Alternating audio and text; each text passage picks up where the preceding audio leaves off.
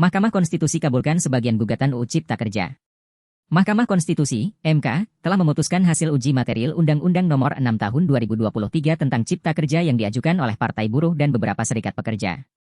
Keputusan ini dibacakan pada Kamis, 31 Oktober 2024, dan menyatakan kabul sebagian permohonan uji material tersebut.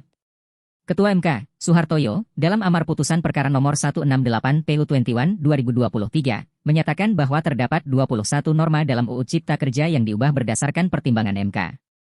Perubahan penting.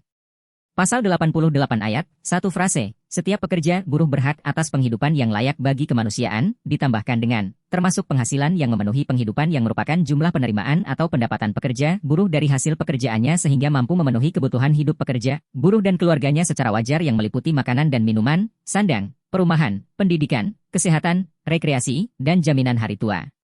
Pasal 90A frase, upah di atas upah minimum ditetapkan berdasarkan kesepakatan antara pengusaha dan pekerja buruh di perusahaan, diubah menjadi berdasarkan kesepakatan antara pengusaha dan pekerja buruh atau serikat pekerja, serikat buruh di perusahaan. Pasal 42 ayat, 4 frase, tenaga kerja asing dapat dipekerjakan di Indonesia hanya dalam hubungan kerja untuk jabatan tertentu dan waktu tertentu serta memiliki kompetensi sesuai dengan jabatan yang akan diduduki, ditambahkan dengan memerhatikan pengutamaan penggunaan tenaga kerja Indonesia. Penolakan. Pasal 156 ayat, 4 permohonan uji material terkait pasal ini ditolak karena dianggap prematur.